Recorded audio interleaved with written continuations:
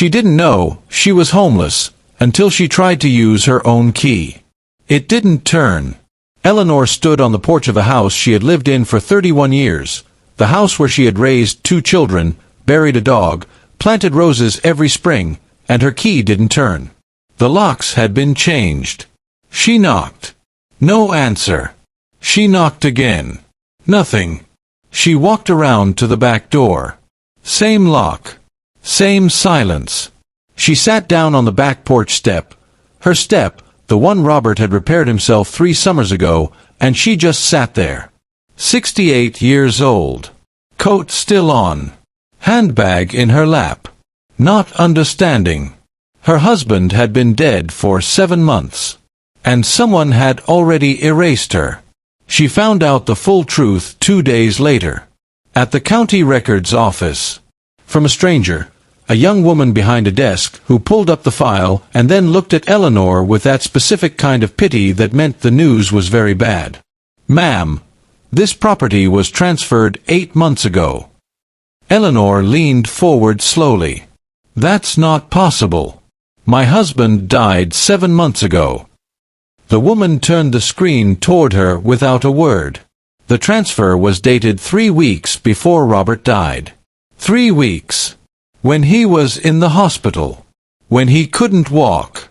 When he could barely speak. When his brother Daniel had power of attorney, just to handle the bills, they said. "Just to make things easier for you, Eleanor. You have enough to deal with." She had thanked him. She had actually thanked him. The house was gone. Transferred quietly into Daniel's name while Robert was lying in a hospital bed, heavily medicated, fading. The land Robert's father had left him, gone. The savings account with $340,000 they had built together over 40 years of careful, quiet living, gone. All of it moved. All of it signed away. While she sat in a hospital chair holding her dying husband's hand. She drove back to her sister's house, because she had no house, and sat in the guest room on the edge of the bed and tried to understand what kind of person does this. Daniel had been at the funeral. He had hugged her. Cried real tears, or tears that looked real. He had said, "Robert loved you so much, Eleanor. We're here for you. Whatever you need." She had believed him. For 7 months, she had believed him. She thought about every holiday dinner where Daniel had looked at her like she didn't quite belong. Every conversation that stopped when she walked in. Every small coldness she had excused because Robert said, "Ignore him. He's like that with everyone." He wasn't like that with everyone. He had been waiting. Patiently. For decades. For the moment Robert couldn't protect her anymore. And the moment came, and Daniel was ready. Eleanor sat in that guest room until it was dark outside. Then she turned on the lamp. Opened her handbag.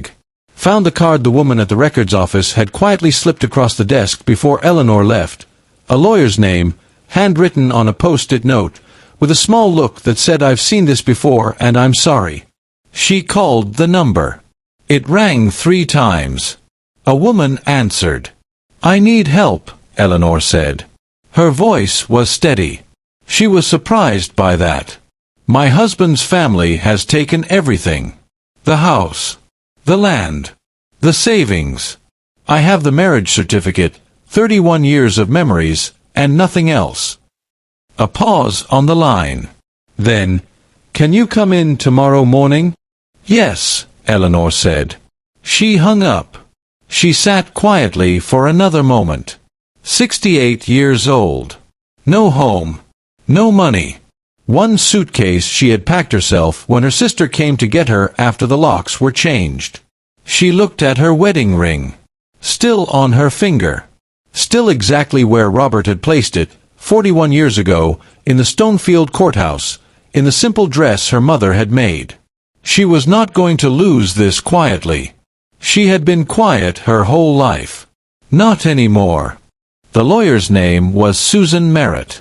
She was 63 years old, small, sharp-eyed, with reading glasses she wore pushed up on her head like she'd forgotten they were there. She shook Eleanor's hand with both of hers, firmly, without pity, and that small thing mattered more than Eleanor could explain. She had been pitted enough lately. Susan listened for 40 minutes without interrupting.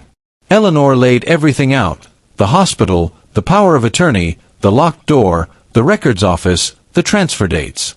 She put the marriage certificate on the desk, the joint bank statements going back 12 years, a photograph of the house, not for legal reasons, just because she had grabbed it from her wallet without thinking. Susan looked at the photograph for a moment. Then she looked at Eleanor. "You said the transfer was dated 3 weeks before your husband died." "Yes." "And Daniel had power of attorney." "Yes." "Did you sign that document?" "The power of attorney." Eleanor paused, thought carefully. "Robert asked me if it was okay. He was already in the hospital. I said yes because Daniel said it was just for utility bills. Bank access. Small things." Susan wrote something down. "Did anyone explain the full scope of what that document allowed?" Eleanor felt something tighten in her chest. "No," she said quietly. "No one explained anything." Susan nodded slowly, not surprised. Like she had heard this exact sentence from women sitting in this exact chair more times than she wanted to count. "Eleanor," she said, setting her pen down, "I want to be honest with you. This is not going to be fast. And it is not going to be easy. Daniel's team has had 8 months to make this airtight. But," she paused, "airtight and waterproof are 2 different things. And I think there may be water here." Eleanor looked at her. "Meaning?" "Meaning we look very carefully at everything." Eleanor left the office and walked to her car and sat behind the wheel for a long time before starting it. Stonefield was outside the window, the same streets she had walked for 3 decades. The hardware store where Robert bought paint every few years. The bakery where she used to get bread on Saturday mornings. The small park where her children had played. She had never felt like a stranger here. She felt like one now. People passed on the sidewalk. A woman she recognized from the school board, Janet somebody, glanced over, made eye contact, and looked away quickly. Too quickly, she knew. Eleanor understood in that moment that Stonefield already knew. Small towns don't keep secrets, they just decide whose version to believe. And Daniel had been here, present, settled, for 8 months. He had had 8 months to shape the story. She could already imagine it. Robert left things complicated. Eleanor doesn't understand how estates work. Daniel is just trying to manage a difficult situation. You know how these family things get. Reasonable. Calm. Nothing you could argue with directly. She gripped the steering wheel. She was not going to let someone else narrate her life. She drove to the house that evening. Not to go inside. She couldn't, not yet. She just parked across the street and looked at it in the late afternoon light. The roses needed cutting back. Robert had always done them in early spring. He had a system, a specific way he moved through the garden, always humming something tuneless under his breath. The garden looked like nobody had touched it since he died. Maybe Daniel didn't care about roses. Maybe he only cared about what they were worth. She noticed a light on in the front room. Someone was in there, moving around in her house, sitting in her chairs, walking on her floors. She felt something rise in her, not quite anger, hotter than sadness, something with no clean name. She took out her phone and photographed the house, the lights, the front garden, the date stamp in the corner. Her lawyer had said, document everything, every visit, every observation, everything. She would document everything. She was almost home, her sister's home, when her phone rang. Unknown number. Stonefield area code. She answered. Eleanor. A woman's voice. Quiet. a little nervous. "This is Patricia. Patricia Owens. I was a nurse at Mercy General, on the ward where your husband was." Eleanor pulled over. "I've been thinking about calling you for months," Patricia said. "I didn't know if I should. But I saw your name in the paper, the property filing, and I thought—" She stopped. Took a breath. "I was there the night those documents were signed. I saw Daniel come in. I saw what condition your husband was in." Eleanor's hand tightened on the phone. "Will you meet me?" she asked. A pause. "Yes," Patricia said. "That's why I called." Eleanor sat in the dark car on the side of the road in Stonefield. 68 years old. No house. No money. One lawyer. One phone call from a stranger. It wasn't much. But it was something. And something, she was learning, was exactly how you begin. She started the car. She drove. She was not done. Not even close. Patricia Owens chose the meeting place. A small diner 20 minutes outside Stonefield, far enough that nobody from town would walk in and recognize either of them. Eleanor arrived first. Took a corner booth, back to the wall, facing the door. She didn't know why she did that. She had never been a careful person. She was becoming one. Patricia arrived 7 minutes late. Mid-50s. Tired eyes. The kind of face that had seen difficult things professionally and learned to carry them quietly. She slid into the booth without taking her coat off, like she wasn't sure yet how long she was staying. Eleanor didn't push. She ordered 2 coffees and waited. Patricia wrapped both hands around her cup. "I almost didn't come," she said. "I know," Eleanor said. "I'm glad you did." Patricia looked at her directly for the first time. "I need you to understand, I could lose my job over this. I'm not saying that to make you feel guilty. I'm saying it so you know I mean every word I'm about to tell you." Eleanor nodded once. Patricia took a slow breath. "Daniel came in at 9:40 p.m., she said. "I remember because I had just done the last medication round. Your husband, Robert, he had been given a sedative at 8:15. Standard for night time. It calms the anxiety. Helps them rest." She paused. At 9:40, a man like Robert, his size, his condition, that medication, he would have been conscious.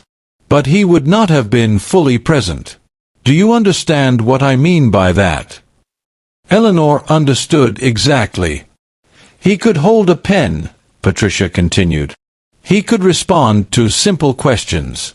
But his judgment, his ability to truly understand a complex legal document, to weigh consequences, to say no to someone he trusted," she shook her head slowly.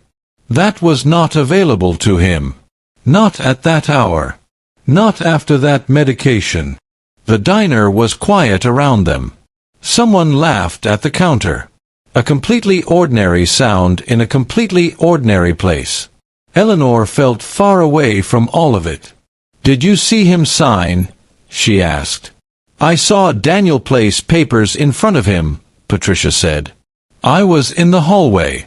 I didn't enter the room. Family visits, even late ones, we tried to respect privacy.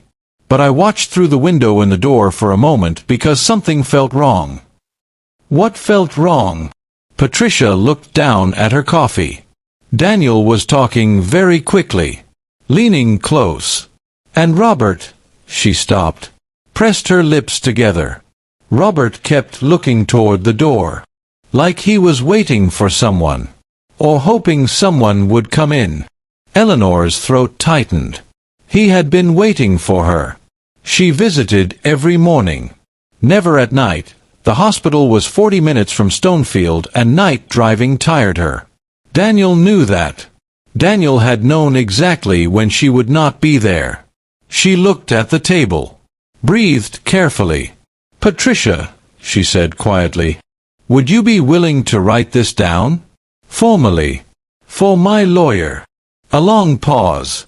Patricia turned her coffee cup slowly in her hands. Once. Twice. "Yes," she said finally. "That's why I came." Eleanor drove back to Stonefield slowly. The sky was low and gray. The kind of afternoon that feels like it's pressing down on everything underneath it.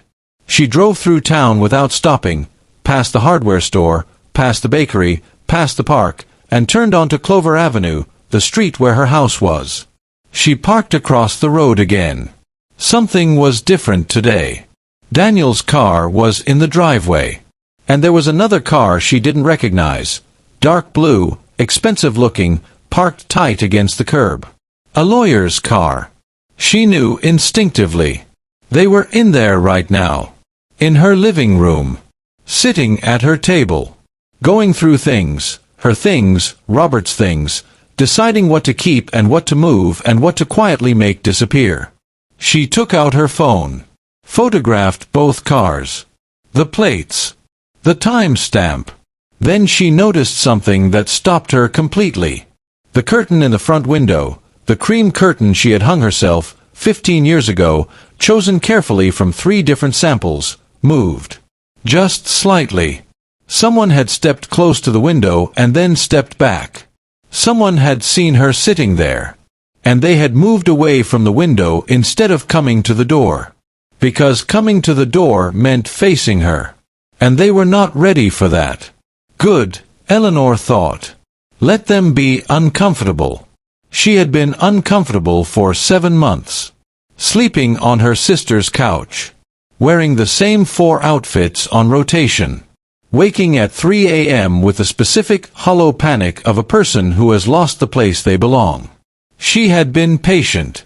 She had been quiet. She had waited for the ground to feel solid again before she moved. The ground felt solid now. Patricia's words were in her head. He kept looking toward the door, and something about that image had turned a key inside Eleanor. Something had unlocked and settled and hardened into something she recognized as purpose. Robert had looked toward the door for her. She had not been there. She was here now. She started the car. Drove back to her sister's. Sat at the kitchen table and called Susan Merritt. "I have your witness," she said. Susan was quiet for exactly 2 seconds. "Tell me everything." Eleanor told her everything. Outside the kitchen window, the sky was still gray and heavy and pressing down. But inside Eleanor, something was different now. Something that had been cold was warm. Something that had been scattered was gathered. She had walked into this fight with a marriage certificate and 31 years of memories. Now she had a witness. Now it was real. Now it began. Daniel called on a Thursday evening. Eleanor was sitting at her sister's kitchen table, going through bank statements, 12 years of them, organized into neat piles by year, each one a small record of the life she and Robert had built together. The grocery runs. The utility bills. The occasional splurge, a weekend away for their anniversary, new boots for Eleanor one winter when her old ones finally gave out. A life that was careful and real and entirely theirs. Her phone buzzed on the table. Daniel's name on the screen. She looked at it for 3 full rings. Picked it up on the 4th. Eleanor. His voice was exactly as she remembered. Smooth. Measured. The voice of a man who had practiced being reasonable his whole life. "I hope I'm not disturbing you." "You're not," she said. She kept her voice flat. Gave him nothing. A small pause. He hadn't expected that. "I've heard you've been asking questions around town," he said. "Talking to people. I understand you're upset. What you're going through is incredibly hard, and Robert's death has been painful for all of us." "Daniel." She said his name quietly. Just once. He stopped. "Say what you called to say." Another pause. Longer this time. She could hear him recalibrating. The smooth approach wasn't working, so he was shifting gears. She recognized it because Robert had once described it to her, years ago, in a rare unguarded moment. Daniel always has a second gear, he'd said. When charm doesn't work, he gets practical. When practical doesn't work, he had stopped there. Never finished the sentence. She understood the ending now. I think we should meet, Daniel said. His voice was slightly different, the warmth dialed back, something cooler underneath. Clear the air. Handle this privately, like family. Robert would have wanted. Don't, Eleanor said quietly. Silence. Don't use Robert's name to tell me what he would have wanted. You were in his hospital room at 9:40 at night when he was sedated and couldn't protect himself. Don't talk to me about what Robert would have wanted. The silence on the other end was different now. Heavier. She had said something he hadn't known she knew. She could feel him adjusting, feel it through the phone like a change in air pressure.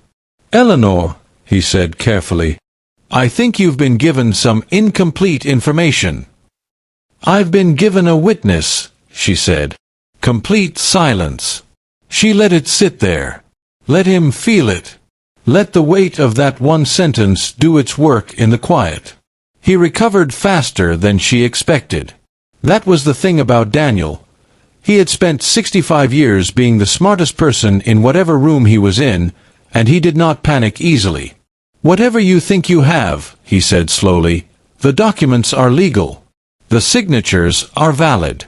If you pursue this, you will spend every dollar you have left on legal fees and you will lose. I am offering you a way out that doesn't destroy you completely. He paused. Then, quieter, almost gentle, I'm trying to protect you, Eleanor. The way Robert would have wanted me to. She closed her eyes for exactly 2 seconds. Then opened them.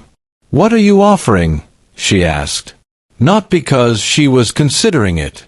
Because she wanted to hear the number. She wanted to know exactly how much Daniel thought she was worth. How much he thought 31 years of her life came to when you reduced it to a settlement figure. He named a number. $80,000. She said nothing. He filled the silence quickly, the way guilty people always fill silences. Something about legal costs, about stress, about her age, about starting over somewhere comfortable, about how this could all be behind her very quickly if she was sensible. The word sensible landed on her like something cold. She had been sensible her entire life. Sensible when she married quietly instead of the big wedding her mother wanted. Sensible when she deferred to Robert on financial decisions because he was better with numbers. Sensible when she trusted Daniel with power of attorney because it was the sensible, uncomplicated thing to do. Sensible had cost her everything. I'll be in touch, she said. She hung up. She sat very still at the kitchen table for a long moment.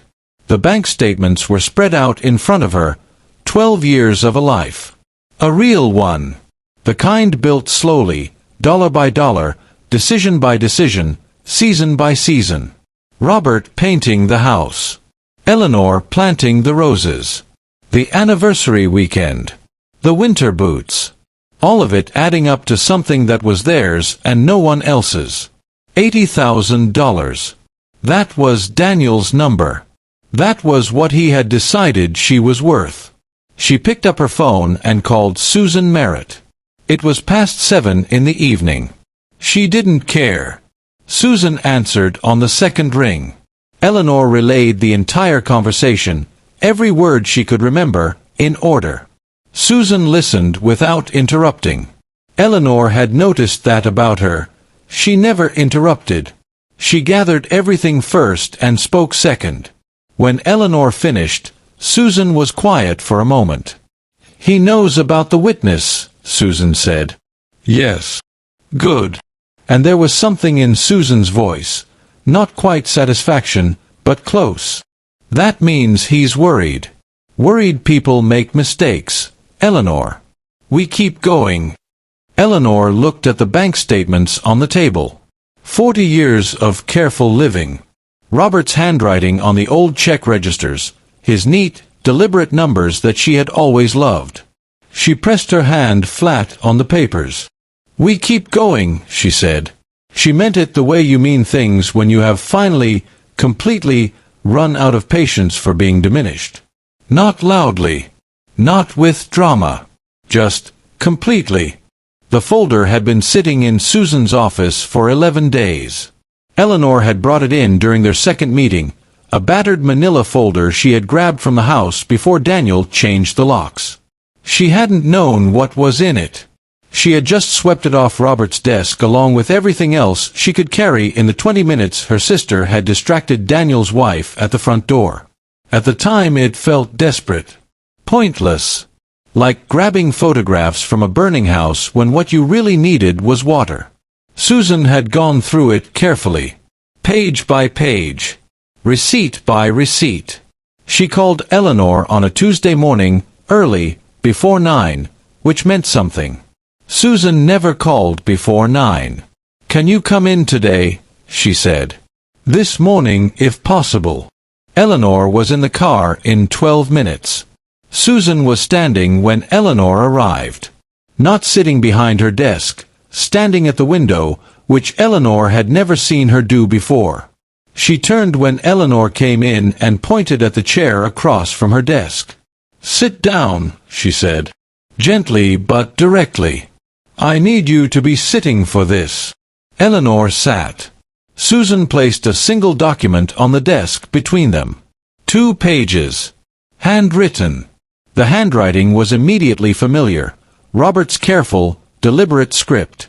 The penmanship of a man who had learned to write in an era when handwriting still mattered and had never lost the habit. "This was at the bottom of the folder," Susan said. "Beneath the utility receipts from 2019. I almost missed it." Eleanor leaned forward. At the top of the page, in Robert's handwriting, "Statement of Intent and Wish, Robert James Hale." Written in full clarity. Witnessed. Below that, a signature she recognized. Dr. Amelia Voss. Their family doctor. A woman who had known Robert for 22 years and had been at his retirement dinner and sent flowers when he was admitted to hospital. The document was dated 2 years before Robert died. Eleanor read it slowly. Robert had listed everything. The house, to Eleanor. The land, to Eleanor. The savings account, to Eleanor. The small investment portfolio Eleanor hadn't even known existed, to Eleanor. Each item described precisely, with account numbers and property references, in the methodical way Robert approached everything he considered important. He had done this quietly. Alone. Without telling her. Because he had known something was wrong long before she did. She reached the bottom of the first page and turned to the second. The final paragraph was shorter than the rest. The handwriting slightly different, slightly smaller, more compressed, like he had leaned closer to the page when he wrote it. She read it once. Then again. Then she set the page down flat on the desk and pressed both palms on top of it and breathed. "If my brother Daniel ever contests this or attempts to interfere with Eleanor's inheritance in any form, know that I did not trust him with this. I want that recorded clearly. I love my brother. I have loved him my whole life. But love and trust are not the same thing. I learned that too late. Eleanor should not have to learn it at all." The room was very quiet. Susan sat down across from her. She didn't say anything. She understood, correctly, that there was nothing useful to say. Some moments need to be felt completely before they can be spoken about. Eleanor was thinking about Robert. Not the hospital Robert. Not the diminished, frightened, medicated Robert that Daniel had walked in on at 9:40 at night. The real one. The Robert who woke early and made coffee and stood at the kitchen window watching the garden come to life in the morning light. The Robert who remembered every small thing she had ever mentioned, a book she'd said she wanted to read, a restaurant she'd pointed to once in passing, the exact shade of blue she'd said she liked on a walk through town 20 years ago. That Robert had sat down at a desk, 2 years before he died, when he was still well, still clear, still completely himself, and written this. Witnessed it properly. Hidden it where only someone who knew his habits would think to look. He had seen Daniel coming. And he had done what he could. He just hadn't been able to tell her. Maybe he didn't want to frighten her. Maybe he thought it would never be needed. Maybe he believed, right up until the illness took too much of him, that he would be there to protect her himself. He wasn't. But he had left this. Is it enforceable? Eleanor asked finally. Her voice was steady. She was always surprised by how steady her voice stayed in the worst moments. It's not a formal will, Susan said carefully. Which means it doesn't override the legal documents Daniel filed. But it establishes intent clearly, and it establishes that Robert's wishes were documented and witnessed before his illness progressed. Combined with Patricia's testimony about the night of the signing, combined with the handwriting inconsistencies on the transfer documents, she paused. It changes the picture significantly. How significantly? Susan looked at her directly. Significantly enough that Daniel's attorney called me this morning. Before I called you. Eleanor looked up. They want to talk, Susan said. Eleanor sat with that for a moment. 8 months. 7 months of silence and locked doors and sleeping on her sister's couch and eating meals she didn't taste and waking at 3 a.m. with that hollow, airless feeling of a person who has lost the place they belong. And now they wanted to talk. Because Robert, quiet, careful, deliberate Robert, had seen this coming and left her a lifeline buried under utility receipts in a battered manila folder that she had grabbed in 20 minutes of desperation while her sister kept Daniel's wife occupied at the front door. He had taken care of her. Even from 2 years away. Even from the other side of everything. She looked at his handwriting on the page in front of her. That careful, familiar script. Tell them, Eleanor said, that I'm listening. She straightened in her chair. She was ready. She stopped saying sorry. Eleanor noticed it herself, 3 days after Susan's call, standing in the grocery store checkout line at her sister's local supermarket. The woman ahead of her had 15 items in the 10-item lane and was moving slowly, and Eleanor had stood there for 4 minutes without once thinking it's fine. It doesn't matter, I don't mind. She just waited. Quietly. Without shrinking. A small thing. Completely ordinary.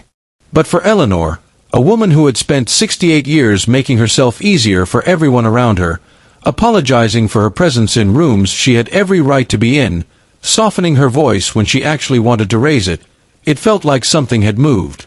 Deep and structural. Like a wall she hadn't known was load-bearing had quietly come down. She paid for her groceries. Walked to her car. Sat behind the wheel. And thought, this is what Robert knew about me that I didn't know about myself. Susan had said the other side wanted to talk. Eleanor had said she was listening. But listening, she had decided, did not mean agreeing. And being open to conversation did not mean being open to being managed. She had learned the difference. The hard way, the expensive way, the way that cost her 7 months of her life and every night's sleep and 31 years of a home. She called Susan back the morning after their meeting. Before we sit down with Daniel's team, Eleanor said, I want everything documented. Every inconsistency in those transfer signatures. Patricia's full written statement. The handwriting expert's report. Robert's letter of intent. I want it all compiled, and I want Daniel's attorney to receive a copy 24 hours before we meet. Susan was quiet for a moment. You want them to walk in already knowing what we have? Yes. Most people prefer to hold their cards until the table. I'm not most people, Eleanor said.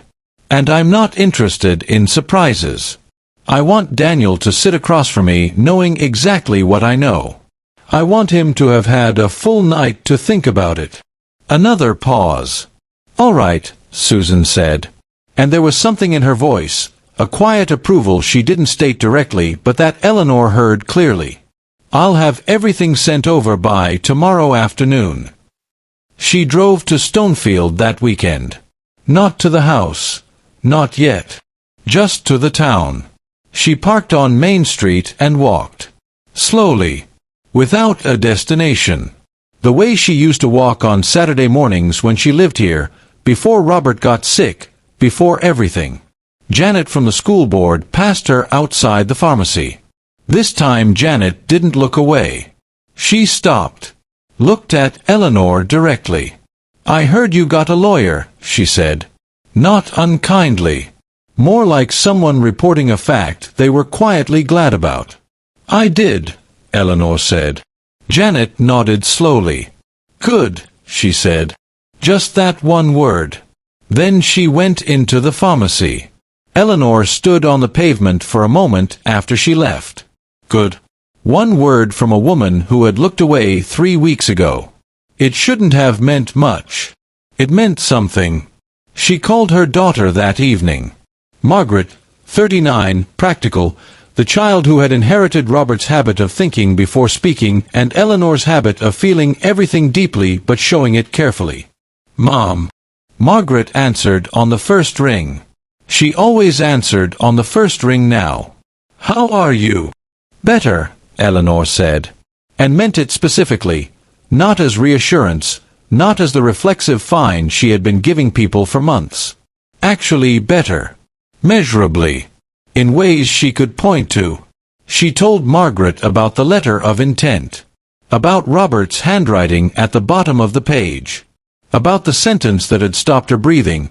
Love and trust are not the same thing. Margaret was quiet for a long moment. "He knew," she said softly. "He knew," Eleanor said.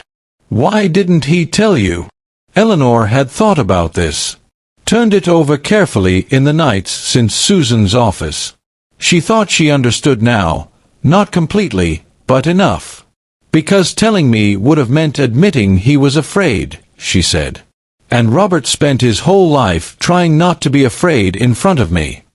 He thought he was protecting me." She paused. "He was protecting me. Just not in the way he planned." Margaret made a sound that was almost a laugh and almost a cry and landed somewhere between the two. "What happens now?" she asked. "We meet with Daniel's team next Thursday," Eleanor said. "And I walk in there knowing exactly what I have. And I don't apologize for any of it." "Mom." Margaret's voice was careful. Steady. "Are you okay? Really?" Eleanor thought about it honestly. The way she was trying to do everything now, honestly, without the comfortable softening she had always applied to difficult truths. "I'm angry," she said. "I've been angry for weeks and I kept trying to put it somewhere useful and I think I finally have. So yes, I think I'm okay." A pause. "You sound different," Margaret said. "I am different," Eleanor said. She was. It wasn't a dramatic thing. There was no single moment she could point to, no morning she woke up transformed, no conversation that flipped a switch.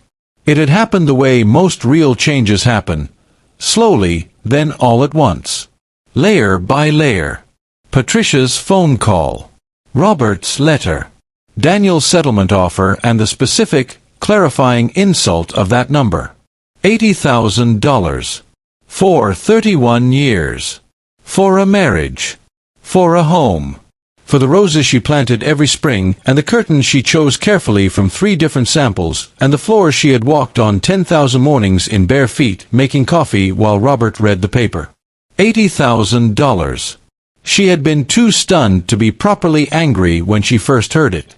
Now she was properly angry. And the anger was not hot and scattered. It was cool and focused and extraordinarily useful. She sat at her sister's kitchen table one last time. The last night she planned to think of it as her sister's kitchen table, because she was going to get her own back, and she spread Robert's letter of intent in front of her. Read it one more time.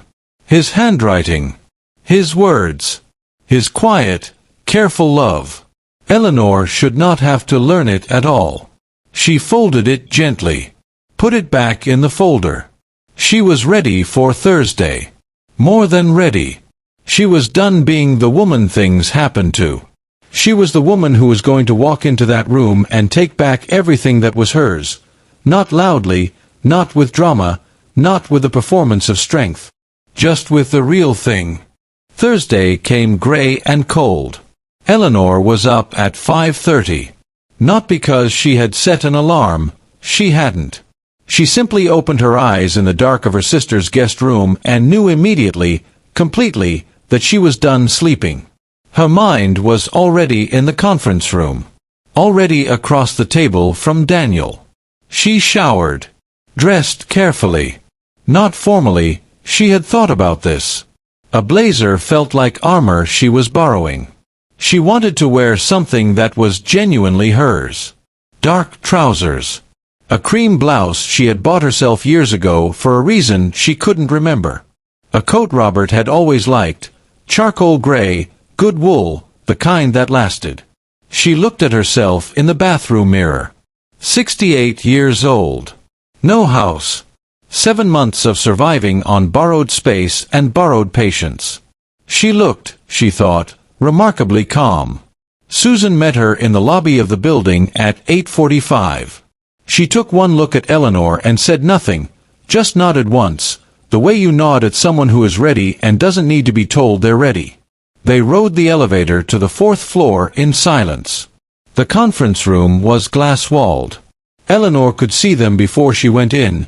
Daniel, seated at the far end of the long table, in a dark suit that fit him well. His attorney beside him, a tall man Eleanor didn't recognize, mid-50s, expensive watch. And Daniel's wife, Margaret, in the corner seat slightly removed from the table, as though she had positioned herself to be a witness rather than a participant. Daniel saw Eleanor through the glass. He looked at her for a long moment. Then he looked down at the table. She went in. Susan held the door. Eleanor walked through it without hesitating and took the seat directly across from Daniel. Not at the end. Not at an angle. Directly across. So he would have to look at her or visibly choose not to. She set her bag on the floor. Folded her hands on the table. Daniel's attorney opened with prepared language. Measured, professional, carefully constructed sentences designed to make a theft sound like a misunderstanding. Words like complexity and interpretation and Robert's wishes as understood at the time. Words chosen to blur and soften and create just enough fog that you forgot what you were actually talking about. Eleanor listened to all of it without moving. When he finished, Susan responded, methodically, precisely, without raising her voice. She laid out each document in sequence. The handwriting expert's report first. 3 signatures on the transfer documents flagged as inconsistent with Robert's authenticated handwriting samples from the previous decade. Not conclusively forged, Susan was careful about that word, but inconsistent enough to require explanation. Daniel's attorney shifted slightly in his chair. Then Patricia's written statement. Susan read one passage aloud, quietly, no drama. Just the facts. The time Daniel arrived. Robert's condition. The direction Robert kept looking. Toward the door. The room was very still. Daniel hadn't spoken yet. Eleanor watched him. She had known this man for 41 years, peripherally, uncomfortably, across holiday tables and funeral rows and hospital corridors. She had spent most of those years trying to make herself easier for him to tolerate. Softening her opinions. Leaving rooms when the conversation shifted to finances or property or anything Daniel considered his domain. She watched him now without any of that. He was looking at the table. His jaw was set. His hands, she noticed, were flat on the table surface, pressing down slightly. The way a person presses down on something when they are trying to keep themselves very still. He was afraid. She recognized it because she had been afraid for 7 months and she knew exactly what it looked like when someone was trying to hide it. His attorney leaned close and said something quietly. Daniel nodded once. His attorney spoke for another few minutes, a revised position, carefully worded, something about good faith resolution and acknowledging certain ambiguities in the process. Ambiguities. Eleanor looked at Daniel directly. He met her eyes for the first time since she had entered the room. She spoke. Quietly. The way she had decided she would. Not loudly, not with a performance of anger, not with tears or accusations or anything that could be dismissed as emotion rather than fact. Just clearly. "Robert wrote that he loved you," she said. "That's in his letter. That's real, I believe it. He loved you his whole life. And you knew that. You understood exactly how much he trusted you. And you walked into his hospital room at 9:40 at night, when he was medicated and frightened and could barely hold a pen, and you used that trust." She paused. Daniel said nothing. "I'm not here to humiliate you," Eleanor continued. "I'm not here for a fight that goes on for years and costs everyone everything. I'm here for one thing. The house. The land. The savings account. Everything that Robert documented in his letter of intent, witnessed by Dr. Voss, written when he was completely well and completely clear. That is what I'm here for. All of it. Returned fully." She stopped. The room was silent enough that she could hear the building's ventilation system, a low, steady hum that seemed to fill all the space that nobody's words were filling. Daniel's attorney started to speak. Eleanor held up one hand. One quiet, unhurried gesture. He stopped. She kept her eyes on Daniel. "I want to hear it from you," she said. "Not your attorney. You." A long moment. The longest moment Eleanor could remember sitting through. Longer than the wait outside the ICU. Longer than the drive home after Robert's funeral. Longer than the first night she slept on her sister's couch and stared at the ceiling and tried to understand how a life could be taken from you so completely and so quietly. Daniel looked at his hands. Then he looked at his wife in the corner. Margaret, his Margaret, not Eleanor's daughter, was looking at the table. She had been crying quietly for several minutes. Small, controlled tears she was trying not to show. Daniel looked back at Eleanor. When he finally spoke, his voice was lower than she had ever heard it. The smoothness gone. The practiced reasonableness gone. Something underneath it that was older and smaller and, Eleanor thought, possibly the most honest thing she had ever heard from him. "I told myself," he said slowly, "that Robert would have wanted the family to keep it. That you'd be taken care of. That it was." He stopped. "I told myself a lot of things." Eleanor waited. "It wasn't right," he said. Quietly. Simply. No legal language. No careful framing. Just that. Susan touched Eleanor's arm gently under the table.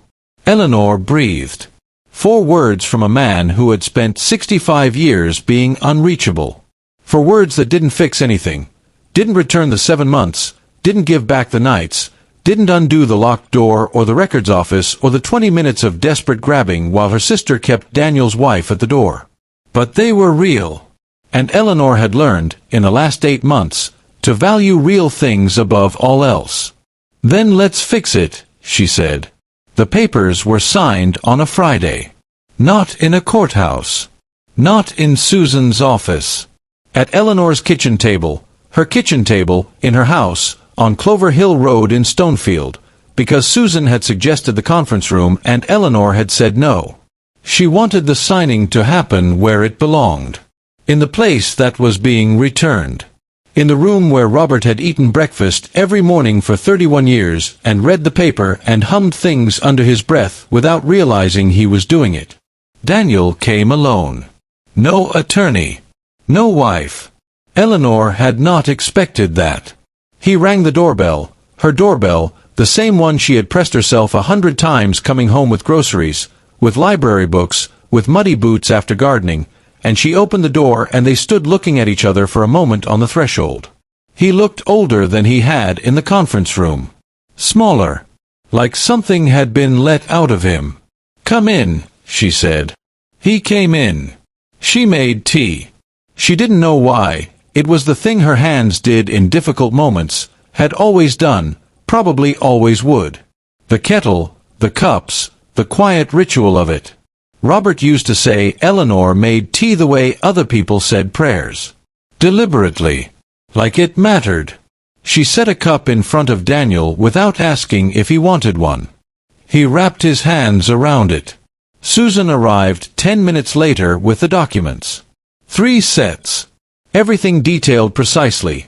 The house, the land, the savings account, the investment portfolio Eleanor hadn't known existed until Susan found it.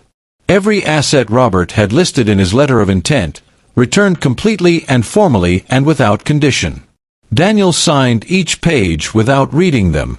Eleanor noticed that. He didn't read a single line.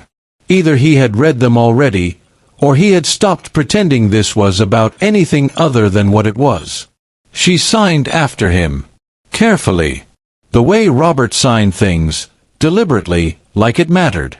Susan witnessed both signatures. Notarized everything. Slid the final copies into a folder and set it on the table. "That's done," Susan said simply.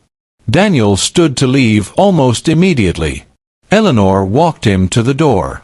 They stood again on the threshold, the same position as when he arrived, 20 minutes ago, except now the papers were signed and the house was hers, and something between them had shifted so completely that Eleanor wasn't sure what they were to each other anymore. Not enemies.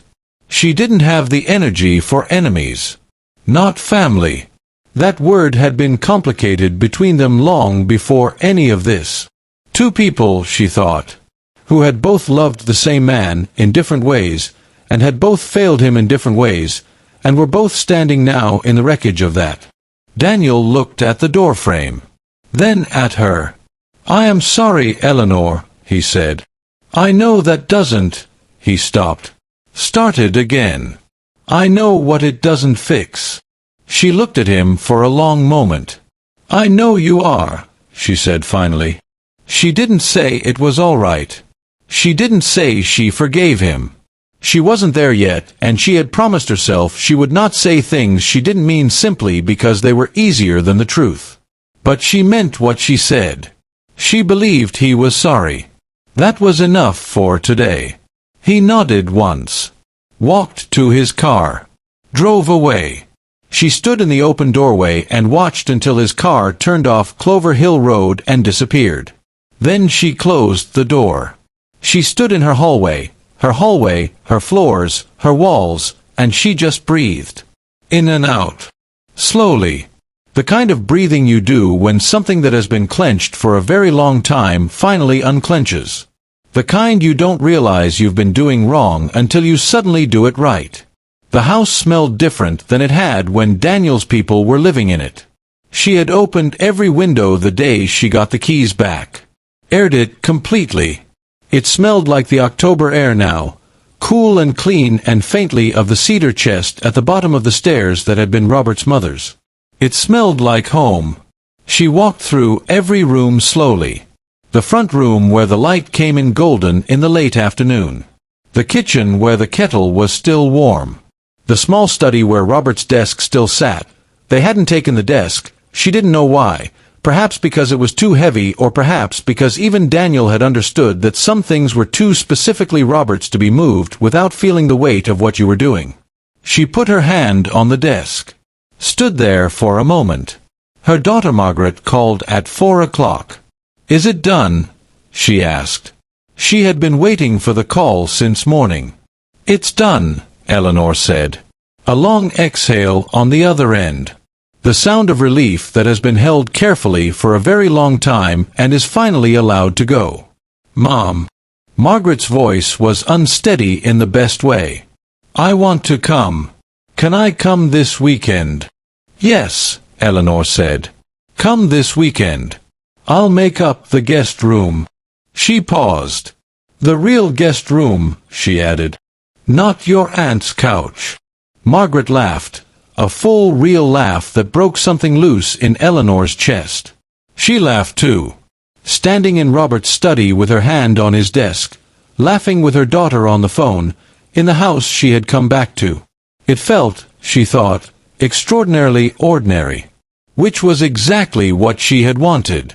That evening she went into the garden. The roses needed serious attention. Months of neglect had made them wild and overgrown, branches crossing each other, dead growth tangled with new. She didn't have the right gloves with her. She went in anyway. Bare hands. Working slowly in the last of the afternoon light, cutting back carefully, finding the healthy growth underneath the damaged parts, clearing space for what was still living. Robert had always done this. She had watched him every spring without really watching, half present, half thinking about something else. She wished now she had paid closer attention. Watched more carefully. Asked him to explain what he was doing and why. But she found, as she worked, that she knew more than she thought she did. 41 years of proximity to someone teaches you things you don't know you've learned. Their habits settle into you quietly, invisibly, and wait until you need them. She worked until the light was nearly gone. Stepped back and looked at what she'd done. Not perfect. Not the way Robert would have done it. But honest work, done with care, and the roses would come back better in the spring for it. She cleaned her hands on her coat, Robert's charcoal gray coat, which she was still wearing, which she thought she might keep wearing for a while, and went inside. She made dinner. Ate at her own table. Washed her own dishes in her own sink, looking out at her own dark garden. She thought about Robert. Not with the sharp, breathless grief of the first months, the grief that had no floor, that you fell through endlessly without landing. This was different. Quieter. The kind of grief that has found its shape and learned to live alongside you without swallowing you. She thought about his letter. The last paragraph. Those words she had read 100 times since Susan's office. Love and trust are not the same thing. I learned that too late. Eleanor should not have to learn it at all. She had learned it anyway. Later than Robert had hoped, harder than he had wanted for her. But she had learned it completely. She understood now that trust was not something you gave freely to everyone who asked for it. It was something you extended carefully, to people who had earned it, and protected seriously, because losing it cost more than most people warned you.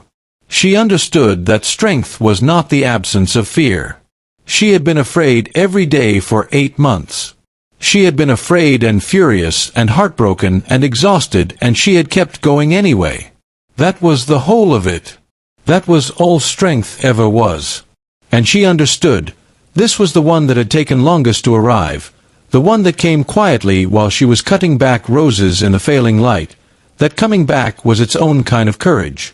She had spent 68 years being someone things happened to.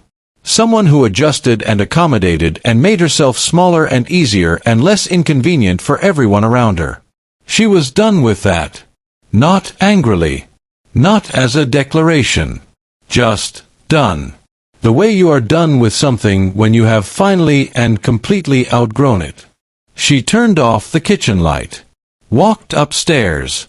Stood at the bedroom window for a moment looking out at the dark garden, at the roses she had cut back, at the oak trees at the edge of the property that had been there since before she was born and would be there long after.